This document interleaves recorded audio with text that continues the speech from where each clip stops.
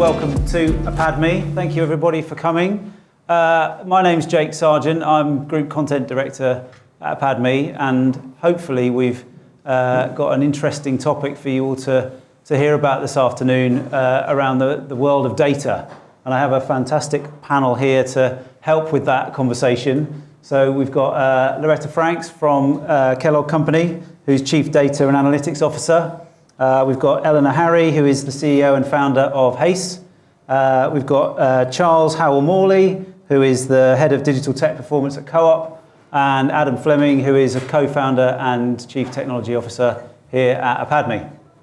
So why data? Why are we kind of here? Well, I guess the idea for this came out of the fact that there is a lot of data about, and actually there's easily attainable massive numbers that can be very, very scary. Like a brief search earlier today enabled me to find out that 79 zettabytes of data was gathered in 2021, which for context is about 617 billion iPhones worth of data.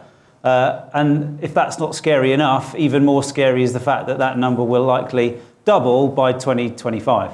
So a sea of data is very much around us. And the other thing is that actually a brief search on data and looking at the news that is around and easily available around data is that you're bombarded by a number of different topics. So data farms are contributing to global warming. GDPR is broken and not working. Privacy is just a problem for nearly every business.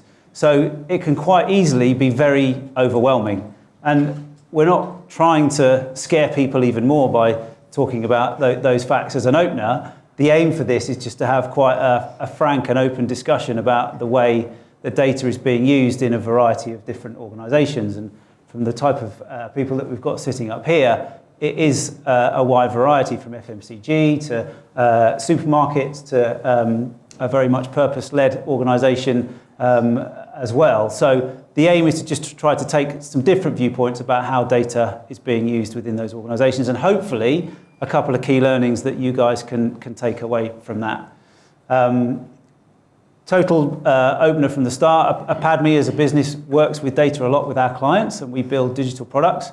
This is very much not about us selling Apadmi today. It's much more about facilitating a conversation around the world of data, which hopefully you guys will find interesting. So as an opener, to kind of get us started, we thought it might be interesting to find out a little bit more about why data is important to these guys and the organisations that they represent. So if we start with you, Adam, just a quick starter on data. What does that mean for you and Apadmi? Okay, cool. I had this beautiful speech planned out. I was just planning it in the room in there. Completely gone out of my head, as you'd expect. I think for me, though, when you think about it, data is really, it's the source of truth. Effectively, it gives you a very accurate view on what's happened. And from that, you can make decisions about what you want to do and how you want to shape things. So for me, data is about truth, really. Go down. Yeah, please, Charles. So I asked this question before. So I'm Charles, work at the Co-op. So to be as concise as possible, I guess the Co-op, we use data to try and make sure that we sell the best products and services to our customers and to our clients, or to be there when it matters most to our clients. We have a range of services of insurance, funeral care, food, different needs, different customers, different types of people, but ultimately we want to be there for our clients and customers when they need us. Bit different, but hello everyone. Data is fundamental to everything that we do. So we detect root causes of child labour in supply chains using data. So a bit of a different use case, but it's absolutely core and central to everything that we do as an organisation. I think. Hi everyone. Yes, we want to see. So similar to Chris from a Kellogg's point of view, but I actually think from a different angle is I think we're still trying to define it. So I think yes, we want to see what our consumers are looking for. We want to understand the full supply chain, people analytics, all of that's obvious, but actually from a broad perspective across a global company, it's trying to get a unified understanding of what does it mean to us. That is currently very centralised in quite a small group of people who truly understand what it could mean. And I think we're more on the journey of trying to get that broadly out to our organisation of the potential of what it could mean to us, and trying to get everyone on the same page. So that's our bigger challenge, apart from the obvious pieces that from a FMCG perspective it can offer. So that's really about trying to get everybody in the same place to be able to move in one direction, which can be quite tricky in big organisations like yours. And actually something that we talked about before that you said was of interest is how do you manage that in a global organisation where actually you've got matrix structures and you've got silos of different brands. How does that kind of come together to be able to make that work on a scale as big as that? So I'd probably use a different word to tricky, but I won't say it in case we're being filmed. So I think, so my role, just for context, so I'm a global role, so sitting across the 4 regions plus 5-6 functions. So we are a very regionally driven company, so everything's powered through the regions on the ground. So exactly to your point, the alignment can be draining at times, trying to get everyone on the same page and actually get moving. The partnership that we have with our regions and the partnership we have with our functions is critical to actually just get going. But we're to the tagline of the actual agenda, right? There is an overwhelming amount of data, and certainly in Kellogg, we have exactly that same challenge like everyone else does. Where do you start at the prioritization? So what we've tried to do, we're probably, I think, and we're pretty good at quick wins and proof of concepts and getting some pockets of brilliance. What we really struggle with is things at scale and large impact, and that's quite makes people quite nervous because it involves a bit more upfront investment, involves bolder risk decisions and much more risk taking, which as a company we're more on the risk averse side than we are on the risk taking side. So I think just trying to navigate through all of the different opinions and perspectives and which is the priorities is probably one of our biggest challenges. But it's an important thing to do if you're going to actually drive the impact. So I don't know if anyone else wants to. Well, that idea of risk, I think, is really interesting about how do you try to make decisions that are going to be quite bold on occasion, that also carry with them an amount of risk, because data will tell you so much of the story, but actually that's what's gone before, not what's going to happen. Yeah. So, Charles, from your perspective within an organisation like Co-op, how do you manage that in terms of trying to tackle risk but not get stagnated by it? We do have a running joke in our department that we do need. There's always needs to be a risk overlay. You just always need to have the risk overlay, not just a little funny 9-box grid. It needs to be something more tangible than that as to what it means. What decisions you make? What decisions are you making, and why? I think for us it's really difficult. You have to tell a story, and the story differs depending on the perspective of the person receiving that, which I think is really tough. We've talked a lot about this of the assumption that some people might make of our customers definitely want this. They really, really want this. Okay, well, prove it. And then that's where data comes in to say, actually, our customers don't want this, they want that. We've already invested in this, so there's a risk now of us losing investment because we've invested over here. So I think it's really key to make sure that what we're trying to do is articulate risk in a different way, to try and use real-term understanding of impacts that might happen if we take different options, different choices. We've got 2,600 stores. We've got something pretty much in every postcode in the UK. We're not global, but there's impacts if we get something wrong. We start rolling something out to a store on the Isle of Skye, to John O'Groats, to Land's End, to everywhere in between.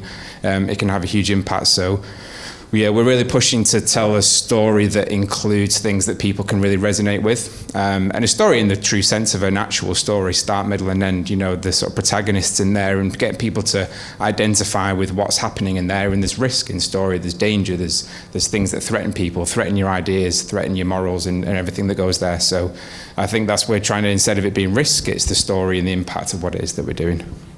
And I guess that idea of the obvious go-to when people talk about data is that people immediately think about the customer, because what can I know about my customer and what can the data tell me? But that operational bit is almost as if not more important, because actually the margins that you can be dealing with in terms of oil price increase and what that means for lorries delivering the food across the country is huge and plays probably almost as important a role as the customer facing side. Yes, I mean, the margins are a couple of percent, if that, on occasion. The amount of money that we spend on products versus what we sell them for. We have, I think, 17,000 SKUs in our stores. Aldi have about 8 for comparison. So we sell a huge range of products and services. Some of those are local, you know, a Welsh jam or a Scottish marmalade or something. But, so, you know, it's just a range of products. You can go in there and buy anything you want in a co-op, really. Sometimes come out with more than you wanted. That's the whole purpose of going into a co-op. I'm not plugging the co-op, by the way, but... So I guess particularly in my team, what we're trying to do is again tell the story with the data that we've got. So our budget and finances, people looking to save money, well, you can't save it here because here's all the value, here's all the different things that this money gets you, here's the performance of the teams that are delivering these things and the value that you get on the back of it. So don't look over here, look over there, kind of thing. Obviously, all of these things, cost is always really important. So yeah, it's a huge challenge that we have at the moment. And that story that you end up telling is massively important and can be interpreted in lots of different ways. And Eleanor, from your perspective, a key part of that is having the right people to be able to help to tell you that story, right? So balancing that need to say we have to take the data in and understand it, which requires an element of data science expertise, but that's only half of it, because you then need to apply the insight and what you do as a result, which is then the social science side of things. That's really important, isn't it, in terms of getting that team right? Yeah, so we take a really, I guess, different approach to data as a whole. We do not have a sea of data. There is not a sea of data around child labour, and there certainly isn't about kind of supply chain communities. So it's difficult because we have the opposite problem.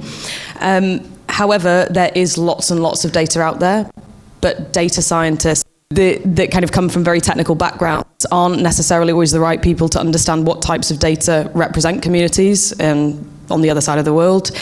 So the way that we approach data identification and extraction is with social scientists. So all of our data function, our data teams are social scientists. So we try to create or have created inclusive technology for people that can't code to then work with data. And it gives us more of an ethical standpoint of people looking at the right data at the right time and being able to identify what is important and what's not important. It's all very well and good kind of writing a really nice script that will extract every single piece of data out of the sensors, but is that useful or is it not? And social scientists are the best people to make those decisions, certainly in our field of work. And I think that comes like across all organisations, which is having a multidisciplinary team looking at data and not always having the same types of people in the room and from the same backgrounds and the same, like, from kind of technical and non-technical, I think is critical to telling a story around the data and certainly being able to make decisions on it. So yeah, that's our standpoint.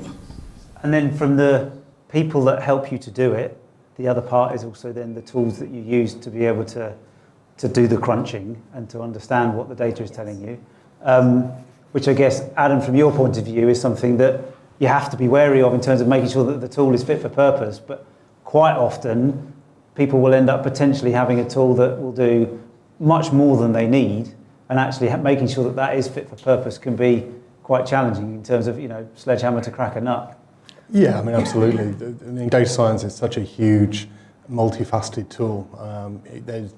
There's very little you can't find or prove using that tool set. The question comes with it. It's like anything else. It's not the tool, it's the people who are using it, the way the results are interpreted, on what you do with those.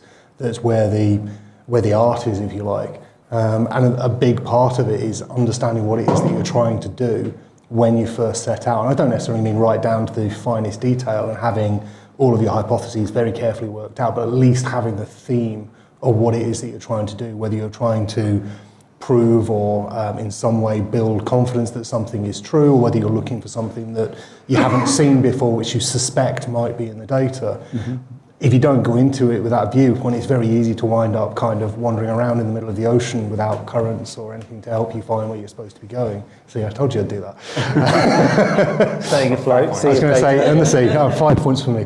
But so yeah, you've got to have that really clear view of what it is that you're trying to go. And the flip side of that is you've got to be able to understand when you've got there, because otherwise you can sail right past the result that you actually wanted and carry on for years without ever realising that you've already done it.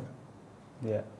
And often if you do find something that maybe it's telling you that you didn't expect to find, how do you then act upon it as a result. And the other big part of that is also then creating the right culture that's going to be accepting of whatever the data ends up telling you. And that cultural piece is really difficult to get right, isn't it? I mean, I guess, an organisation like yours, Loretta, that trying to get that right all the way to the top must be really difficult to kind of set that tone. Yeah, so I've been at Kellogg's a long time, 16 years, and that's partly because the culture's amazing, and I love it, and I love working there. But from a culture perspective, in terms of data-driven organisations, or whatever strapline you want to put against it, it's a completely different shift that we're trying to drive at Kellogg's today, and it's really not easy. And we were just talking about how tenure and if people haven't seen it done well before, then it becomes fearful, and then they kind of find other reasons to not embrace it. And the people is the fundamental success factor, I believe, in making any shift. We're looking at a lot of different ideas around, capability building and helping people, meeting them where they are in terms of, because we've got such a variety of maturity as well. If we look across our 4 regions and across our 5 functions, you've got some functions that just would love an automated report, that just very descriptive, very simple visualization, all the way to some quite advanced analytics pieces so I think trying to navigate through that and flex to it and help everyone shift forward is a challenge, especially when you're in an industry and in a dynamic where you feel like everyone's going faster than you are, and that is quite scary, and actually when you speak to peers and other folks in the CPG industry, everyone's struggling with the same issue, but the perception is we're behind and we've got to speed up, and that just in itself creates a panic in the culture that people tend to back away from. So I don't think we've solved that, but I think we've got a fantastic foundation, but we need to kind of step change, and we need to do it faster. So probably similar to what we're hearing from the Co-op, it's a long organisation, old organisation with lots of heritage, which is great, but trying to move that quickly, it's just much harder than, a startup, or significantly harder than a startup, I imagine, but it's, it comes with a good foundation to build on. Yeah. Well, and Charles, you said Co-op existed before toilet roll did. So. Yeah, and Coca-Cola and the typewriter. So lots of things. So yeah, we joke there wasn't toilet roll in 2020 and there wasn't in 1844. So there's lots of different jokes that I can come out with, but I'll leave it there. But I think one of the things we have some challenges around, obviously, the culture and the recipients of that information to really understand what it means and make decisions from it is a big push. And I think that's all part of a general digital transformation anyway. So digital transformation isn't just digitizing things and automating them, there's using the data to make the decisions from it. But I think because we've got so many legacy systems, we do joke that there's probably someone on a typewriter somewhere in Co-op writing a report. There's the trust in the data as well. So we have, a number of different legacy systems, and, our point of sale systems are quite old, and the data we get from those needs to be sort of hand cranked or manually interpreted to then produce something. You end up with bias that comes throughout that process. It's not something that you can factually read on a system. We're changing and transforming a lot of it at the moment, but quite often there isn't the facts in front of you to say, yes, let's make the decision based on this. There's influence and bias throughout that people don't trust, so they make their own mind up when they see it. So one of the things we're trying to do at the Co-op is transform the systems that we have from sort of finance, our point of sale systems, our ERP system for logistics and distribution, to try and transform those to a point where we get more data from there. We can predict what customers might be buying based on what we see, and we can understand how customers are interacting with our products and services online and all those sorts of things. But it still a lot comes down to not just the culture of those receiving the information, it's trusting in it as well.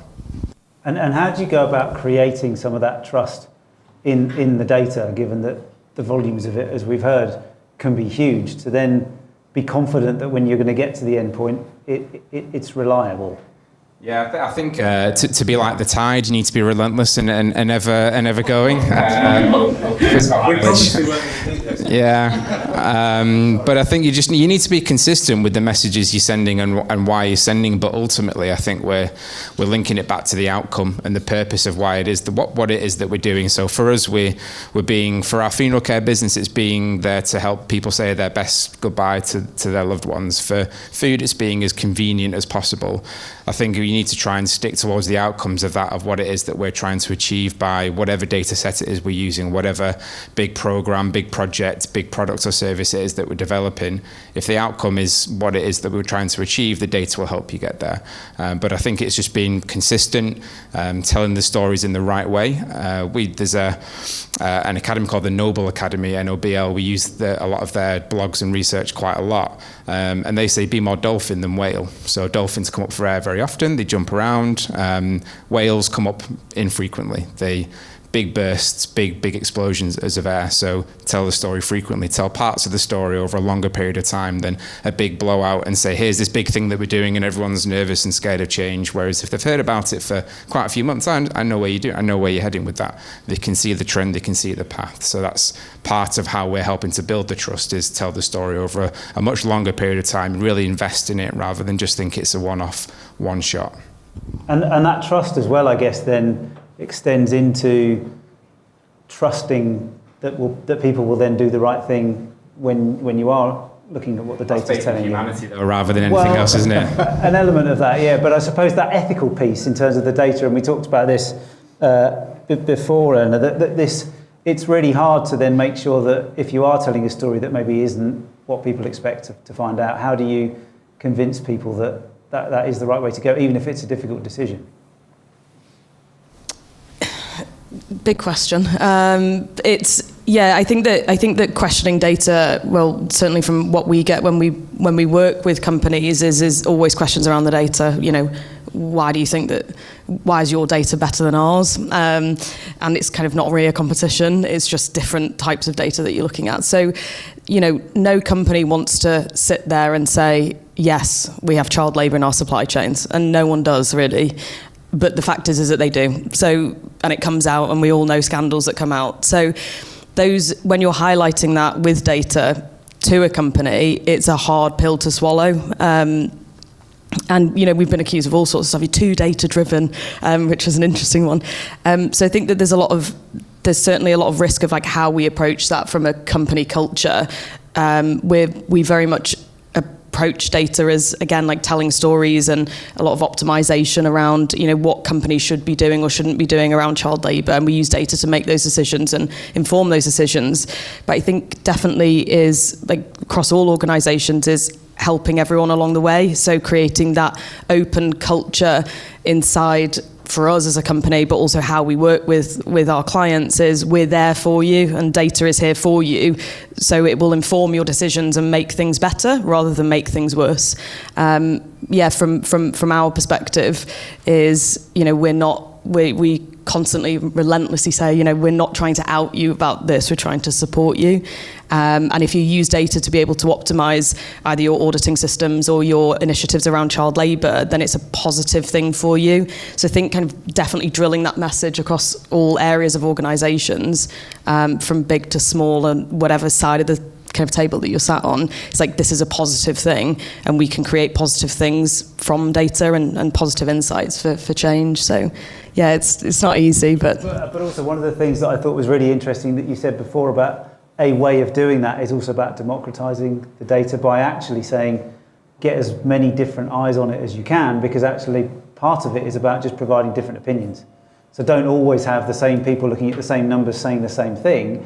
Actually exposing yourself to be able to tell that story in a slightly different way can really help with that, telling those difficult stories. Yeah, definitely. And I think that comes back to like data culture and governance and where that sits inside organisations. So if we take the data that we work with inside of organisations that they collect themselves, so auditing data in an auditing function, which usually sits underneath operations, is that data that's been collected is collected by someone in a field. And then it gets sent up through some software system or some auditing platform up to operations teams or human rights teams. And it never really touches data and analytics functions. So there's a kind of break in that of, you know, what's happening with this data, and are we governing this well, and can we actually incorporate data and analytics functions in an organisation to look at this data rather than just having responsible sourcing or operations and people in the field constantly looking at the same things, because then they can't see the issues within the data. Say, well, we've always done this, and why would we change it or optimise it?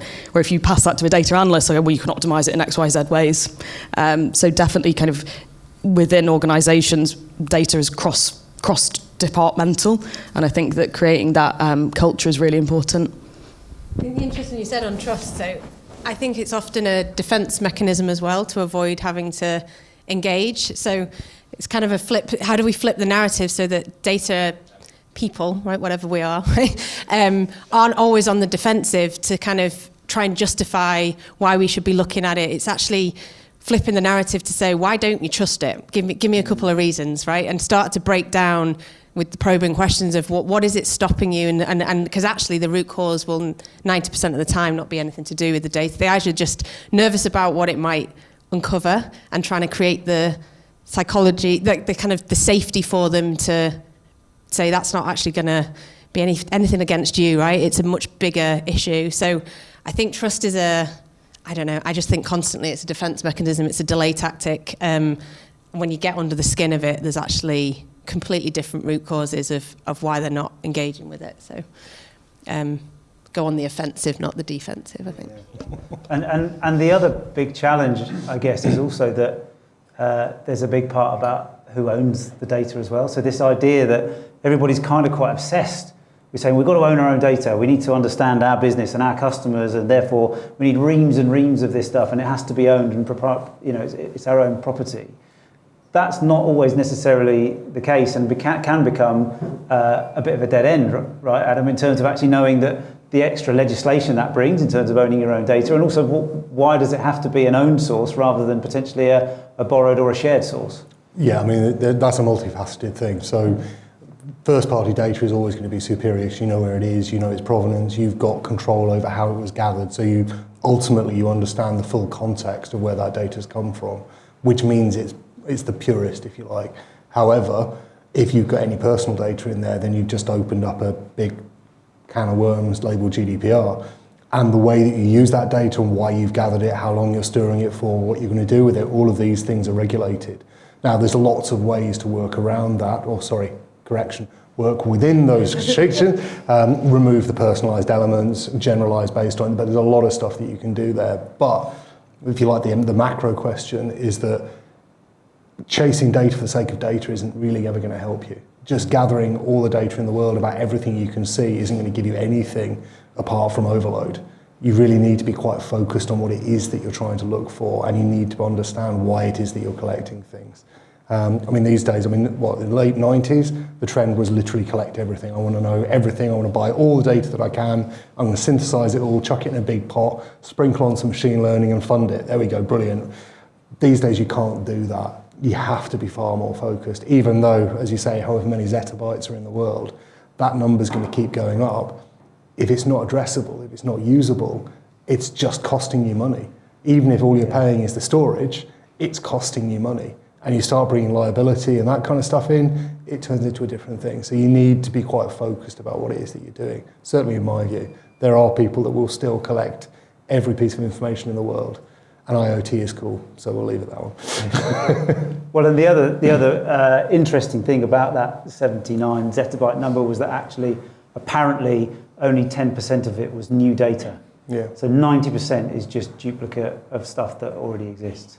So that's just about copying or backups, or so there's a huge amount of effort just going to just storing stuff that actually potentially isn't really being used, or is just existing stuff that people don't really know what to do with. I think you have to differentiate between data and information as well. As you say, if you make a backup of something, you haven't added anything to the sum total of knowledge, you've just duplicated it. And you've got all the standard liabilities with dealing with that, or costs, however you want to look at it. And in terms of making it useful then, how do you, avoid that idea of the post-rationalisation of what it is you're trying to set out to achieve with your data?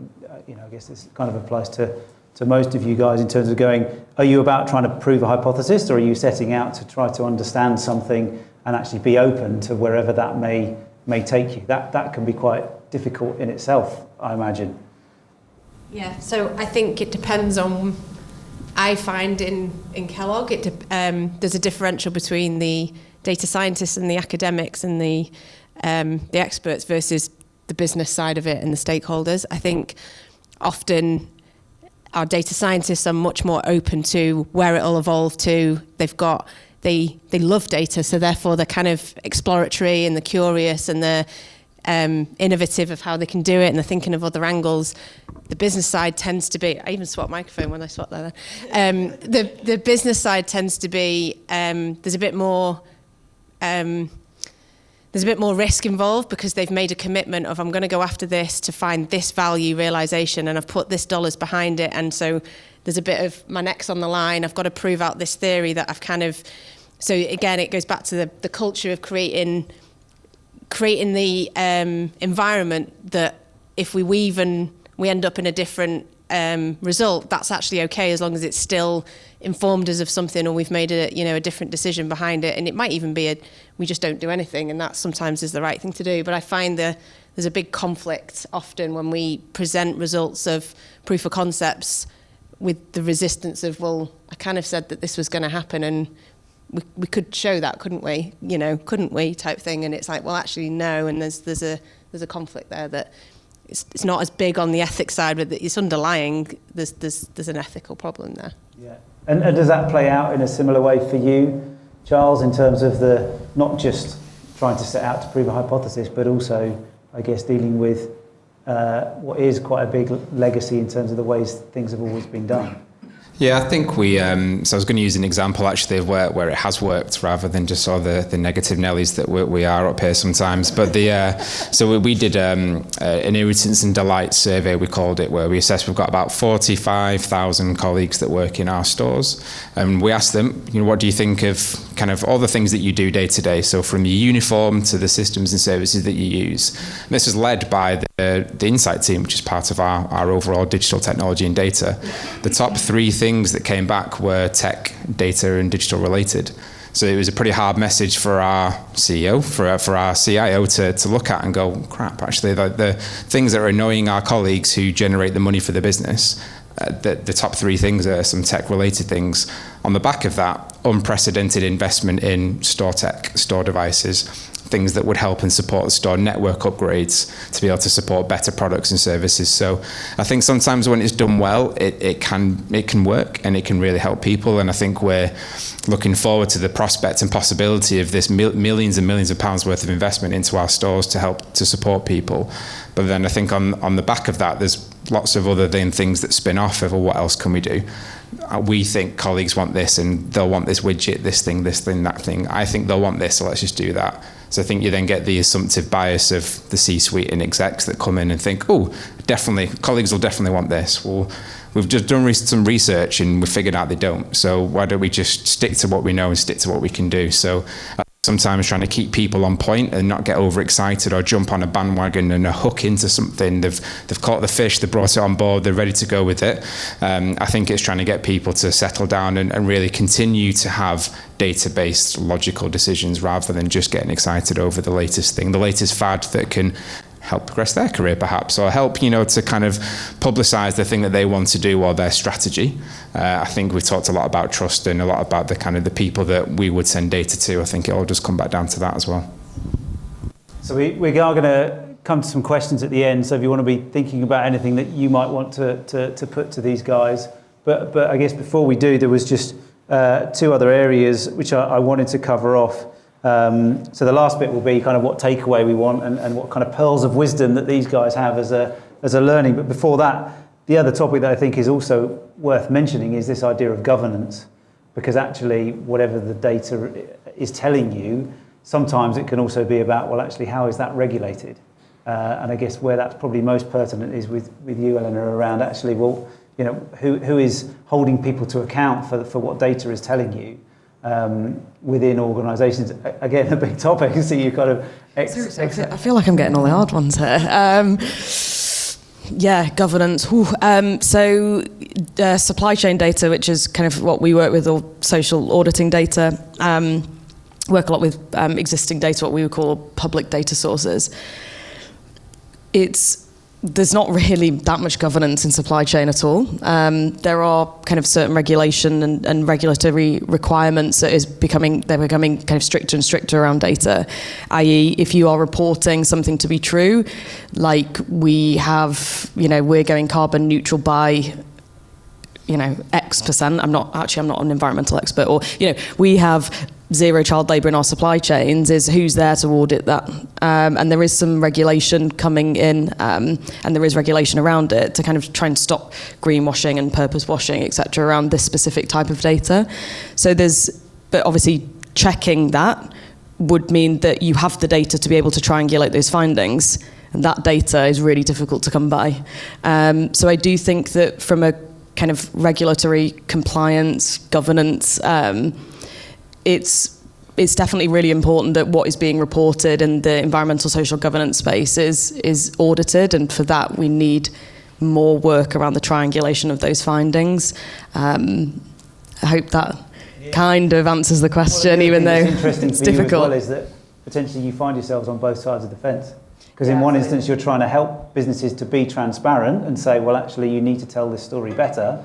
But on the other hand, you're actually saying, well, we're not, like you said before, we're not trying to expose and undermine. It's actually about being supportive. But you kind of need to be holding them to account while also helping them to be better. Yeah, absolutely. And most of the data that we have is for geographical locations, and it's exactly how most supply chain data is kind of brought in. So we act as data verifiers. So a lot of the data that we have, we can verify company data of what's flowing in their data flow, what that looks like. And of course, there is usually a very large gap between what's coming in from their auditors and the data that we have. And the way that we always approach that with our partners is the truth lies somewhere in the middle. So it's kind of diplomatic at the same way, which is all about data quality and data verification and quality assurance around it. So yeah, we say, your data's probably not right. We've got some other data that might help you make those decisions. And just kind of back to what Charles was saying about like data for decision making, if we can show positive impact on communities with dollars that are already flowing in from corporates, like we're not asking you to spend any more money, we're just optimizing what you're spending based on the back of data for positive impact on communities. Like there's kind of no better success story, I think, than that of how we can use data to really improve people's lives. What a great point to finish on. So I guess the final bit then is what could we take away from this as something that is clearly can be an overwhelming topic, but if there's one thing to maybe focus on first, or something that you think is actually a really key thing to remember all the way through dealing with data in organisations, is there something that you can arrive at, Adam, as the starting point, as to actually remember one thing, it's this? Again, I was trying to think about this in the other room, but so where I kind of landed is that there's the overriding principle in computer science is always garbage in, garbage out. It's what your end result is only as good as the things that you put in, and in data that's particularly true. But the thing I'd add to that is just that reminder that data isn't the same as information. Data is just telling you something that happened. In order to actually be able to do anything with it, you need to add the information around it. So context, that kind of stuff becomes very important. And I could go on for minutes, so I'm going to pass on to Charles.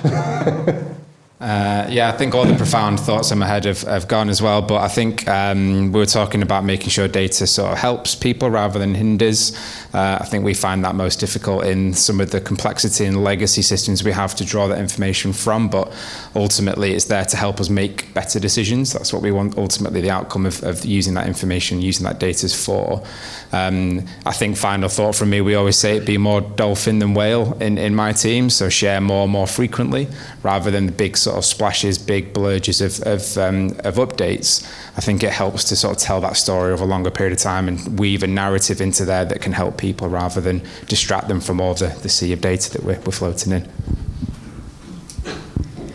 I feel like I've used all my profoundness, but let's go with it. Probably not what I said before, but I've thought of something else. Data comes from like a variety of different places, as we know. So we have an approach internally that is be really innovative around data. And what we mean by that is look in places that you don't think that you'll ever find it. And that's usually where you find kind of the best pieces of information and data. So we, merge multiple mediums of data together to understand kind of what's going on. So yeah, look for innovation around where you find it, and yeah, of course, what it's going to do for you. For me, so I think one is change the narrative. So I think flip it and kind of attack the defensive reactions from the business and really try and get understanding of where they are. The other really simple basic tool, you can go and Google it, is what's really worked with my team on prioritization is the 3 circles of concern, influence and control. And when just doing that exercise with your team is saying what can you control, and write everything in that circle, what can you influence and what is just out there, right? You're going to be constantly concerned about it. You're probably never going to solve it. It's not within our decision making, so just let it go. It clears so much, so many anchors. Got it in. It clears so many anchors. I just think it's a really simple tool, and for my team and for a lot of our business partners, it's been such a tangible thing that they can do, and it's really helped prioritization. So I can't claim the glory for the model, but honestly it's helped with prioritization and value and getting you moving, because sometimes you just stand still trying to get all the big strategy documents, and actually it's just a matter of getting stuck in. Just getting going. Yeah. Well, and as we've said, it's a huge topic and a difficult one to tackle in the space of only 40 minutes or so. Any questions from you guys that you'd like to put to these guys to sort of delve into this in any more detail specifically? Yes, please. Do you want to just say who you are and where you're from, and then shout as loud as you can so that people can hear? Yeah, sure, no problem. My name's Sunil, background's in consultancy, work predominantly in AI. Taken by the panel, the conversation is really insightful. Open question really. With obviously data, so to speak, being the fuel of AI, how will AI impact your respective businesses? Do you have a strategy? Big topic. House. Yes. Maybe a pertinent one for you to start with. I think that's it is a massive question, and I think it's so broad it's very difficult to answer it in any way other than very fragmented. So obviously we do a lot of software development. There are massive innovations in software development coming out of large language models. Copilot is probably the most obvious, but there are other things coming. You throw out the ChatGPT, the GPT models, all of those are going to have a huge change. Is there a strategy around it? I think at the moment it's still a little bit too early. There is obviously some value being demonstrated by those tools, but it's very early to try and have a far-reaching strategy of this is where it's going to be. The other thing is it's moving too damn fast. The other thing that's yet to be seen is the big challenge for all of those platforms, and I include Copilot, is how do you manage the bias? And it's a bias in the purest sense of the word. By bias, I mean not just in terms of whether it's racially biased or age or gender or whatever, all the standard biases, but what are the hidden factors that bind together the data set that's been used to train that model. So for example, if you're using Copilot and you write your code in a particular way, its suggestions are coming from a model which may be trained on yours, or it may be coming from somewhere else. That could introduce issues, that could introduce bugs, you just don't know. What you're doing is and don't for a second think I'm negative on these things, I think they're amazing tools, but the key word is they are tools, and you have to understand what the limitations of each of those tools actually are. And I could literally go on for hours, so I'm going to shut up and pass on to someone else. Is there anything anybody else, Charles? We use ChatGPT today to send an update to the architect rather than writing it. That's as far as our strategy's gone.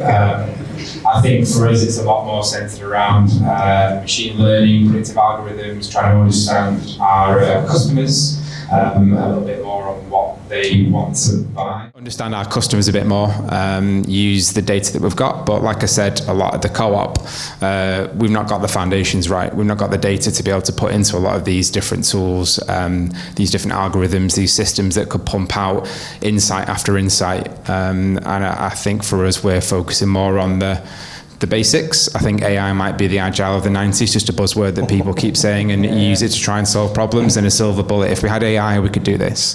And I think they forget that we talked about garbage in, garbage out, and the bias that comes into that. I think people don't really understand quite yet what it means because it's so new, it's so fresh. I think the other day there were 200 new AI things that came out on the internet in a day, ranging from turning your cat into Snoop Dogg to a way that you can download meetings and download websites onto your phone. I think the power of it we've not quite understood yet, but for us it's the basics, getting that right first, definitely. Any more? Any other questions? Yes, please. Yeah, my name's Ahmed, I'm a consultant working in the cloud area, so product in AWS. But you mentioned at the start, with data, it's about finding the truth. What would you define as the truth, and how do you find that truth? Because the truth could be anything. Wow. You said you got all hard questions. Do you want to go? Yeah, why not? Haha, truth. I think everything is about versions of the truth. There is no such thing as one truth or one single truth ever. Because, again, from a company that works with multiple mediums of data, not just quantitative, but we work with qualitative, we work with satellite, we work with, so many different types of data sources, and there's definitely not one version. So numbers lie all the time because they're numbers, and just like words do. So I definitely think that it's around how you build an ethical framework around decision making of what the truth is and what it's not. And I think that definitely it's really important to us, and we've kind of cracked it by, we've definitely not, but we basically use quantitative and qualitative data, or qualitative data to back up analytical findings or anything that any sort of analytical model will spit out. So I think it's about, again, who says what is the truth and what's not, and I think that accepting that it doesn't exist and finding different ways to work around that. There you go. There's a nice wishy-washy, holistic response for you. So, I think timing's a big thing. So you've got to say we're going to make a decision, and we're going to drive a direction based on what we know today and what it's telling us. And if that changes, then you've got to be prepared to change direction. And so I suppose, is there multiple versions of the truth at a particular point? I'm probably more on, there's a direction that you want to go at that time. It's just that may change, and you need to be okay with that. You might get a new piece of data that comes in, and it's also about picking what your truth is. If I think I've come from the finance function, and they used to talk about what's our single version of the truth all the time around different KPIs in finance. It's about internally in Kellogg us just picking what it was and just picking one and saying, right, that's it for us. That's how we're going to define it. Obviously, when you get into ethics, there's a bit bigger. I'm talking about, P&L and how we interpret it and how we define it. I think it's just making sure you at least are on the same page, and then you can decide whether you want to evolve it and change it, versus everyone using their own, because you're never gonna get anywhere. Well, it comes back to, doesn't it, the point about the data will take you so far, but then you need to interpret and put a layer on the top of it to actually create what truth looks like. So I think where I was going when I made that statement is that the data is telling you it has a finite quantity of information attached to it. It is telling you something. How much meaning and how much interpretation you put on top of that is when you start tiptoeing into does this reflect the truth? Does this imply something else? Data in its purest sense is true. It tells you something. You may or may not understand the full context. And that's, if you like, that's the takeaway for it. It's a case of it is true, even if it goes against everything you think is true. That data point is correct in the context under which it was gathered. I know it's a really weird techie point, but that's where my head was when I made the statement. Yes. Don't stop. I'm on head of data science at Apadmi. I'll just add into that one. I think quite often when I talk about the truth, I always talk about the truth with caveats. So here's the truth based on these things. So it's important to always lay out what the caveats are, and then if those change, the truth can change. But yeah, my question was going to be, in a previous company, it was not data driven, and people had different areas of control. And when we went and tried to present some new idea we had or new analytics we'd done, we were met with resistance because it seemed like we were trying to take control from them. So I imagine, especially within the Kellogg's and the Co-op, you probably have some of the things where you've got a great idea, great progress that you could present, but people are defensive. So it relates to the politics that you talked about before. What's your approach for trying to overcome that resistance? It's an interesting one, a daily battle, to be really honest. I think for a lot of what we do, the resistance to change comes from a place of fear of change, fear of the thing that they might lose, control, visibility, whatever it might be.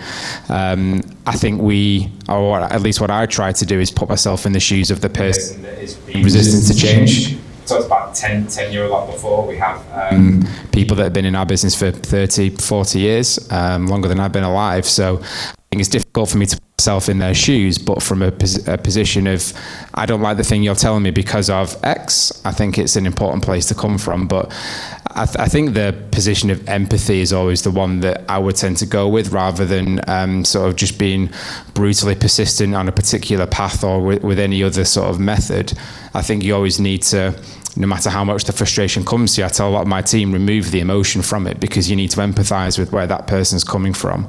They're not going to understand your change, or they might just be afraid of the idea, or they might have wanted to have the idea themselves. I think there's so many different things that come from it, but I think it's definitely, the resistance to change is from a place normally of fear, and put yourself and empathize with that person, put yourself in their shoes to try and understand how you can find common ground.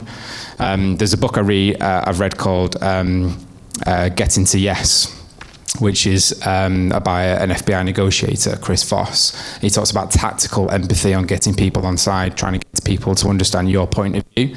Obviously, delivering change and talking someone off a roof or terrorists are probably different levels of danger, but I think ultimately the thing is the same around that tactical empathy and really empathise with the person.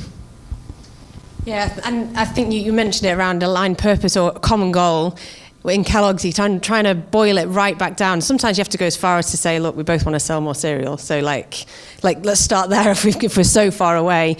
But this is where the human and the social element comes in really importantly. And I think where you need the ecosystem within your team of a blended talent profile, because you'll get some that are just better at facing off into those conversations and building a trusting environment and starting to understand what they're after and make sure that they feel that there's value in it for them as well.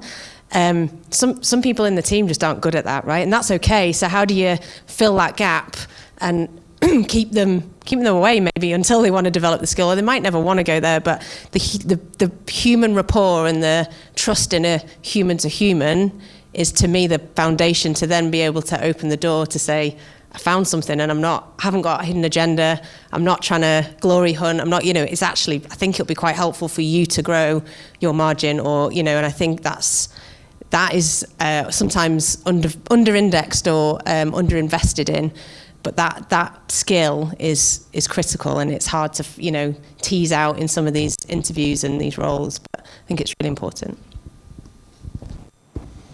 Any other questions? Yes, please. Yeah, I'm Joe. I'm a graduate consultant from Paul Grace. It was just to expand on this idea of data telling the truth. I think, Loretta, you mentioned about ethics when it comes to ethics, and I found that interesting.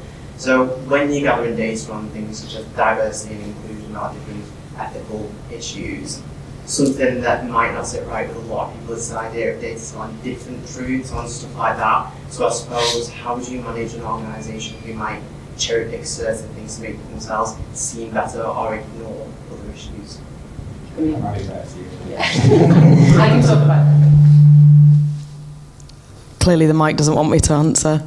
I think that it's a really good point, and I think cherry picking certain elements of environmental, social and governance or sustainability and impact of companies and what impacts them, and then what they're kind of impacting in wider society. I think it comes back to governance and regulation of saying, why are you reporting? Who's going to say that that's wrong? And I think if we don't have certainly kind of human elements or using qualitative data to be able to back that up of whatever numbers are telling us, certainly around kind of environmental, well, certainly social and governance issues, then what does the number or percentage actually mean? Like, was there any sort of human input in that? It's like back to like a piece of data being like always right, is I am not sure whether I believe that. I do and I don't. It depends on the type of data. Like, really, it depends on the type of data, because if you're collecting qualitative data, like, how do you benchmark what is right or true or not? Because it's true to that person's experience, and that is real and true. So I think that certainly around like what we see in like social and governance is, one, there needs to be regulation and frameworks around how you actually collect that data, and then how you report on that data. So definitely that, and then like bringing other mediums in, rather than kind of always trying to push it into like a percentage or a quantitative number. So I don't know whether that's a very good response. Sorry, I think I've just got everyone's back up. Of course, data is always true. It just depends on the type of data, is what I mean. Like, again, back to the qualitative example that I gave, like, that's a single source of truth from how someone feels at the time, and that is true, but it's difficult to benchmark against other things. Yeah. I'll not talk about truth any longer. Hopefully that answers a little bit. I think the other thing is, it's the culture and the environment that you feel like how when you challenge that it might not be what you think you're getting back, or you feel like there's some, is the environment and the culture in the company, or even just in that room in that meeting, right? Let's not go big on the company. Is it allowing that conversation to happen in a safe way? And if it's not, how do you navigate through that? And again, it goes back to the how. Instead of it being a kind of confrontation, can it be a level of understanding of where they're going from? And it might be that you say something that they reflect on afterwards, and it might be a slow burn, but you'll eventually get them back. But I think it's important as leaders, or as all of us are creating an environment where we actually encourage people to say, I don't, this doesn't sit right with me, right? And this is the reason why. And and again, showing positive intent around the reason you're flagging it is because we've all got the same common goal here. And if we go down this angle, this is what I'm worried we might hit. It's the positioning of it versus saying, no, the data's telling you this, and you should be. You see, like, the slight angle it kind of creates much more of an open door to a conversation. I think we've probably got time for one more. There was somebody who put their hand up in the middle here. Quickly then, yeah. Please. Hi everyone, thank you so much. I've learned so much, so I've really enjoyed this. What advice would you give someone now? So I just graduated as a data analyst like 3 weeks ago, and I absolutely love it. And even like in the boot camp that I was in, like, it was interesting because even as a team, I got to see different people's perspectives. Like, we'd be on a project together, and then like, literally someone will be saying this, someone will be saying that, and you've got to really like, with the communication, like, I found that's really important as a data analyst. So like, what advice would you give in terms of like things that I should do to improve myself? Like, I also was looking at like the biases as well. I went on, I know this is not the best place to look at, but I did look on Wikipedia, and sorry about that. And like, it had like a really nice like thing of all the biases that a human being has. So I found that was quite helpful. So like, every time like I'll be looking at data, I'm like, okay, what's my biases? I need to be careful. So like, what advice like would you give in terms of like someone who's just started in their career with like no background whatsoever? Just on biases, I mean, they're called unconscious for a reason. You don't necessarily know that you're having them. I think even having an awareness that you might have something is the first start. Knowing the problem is part of it.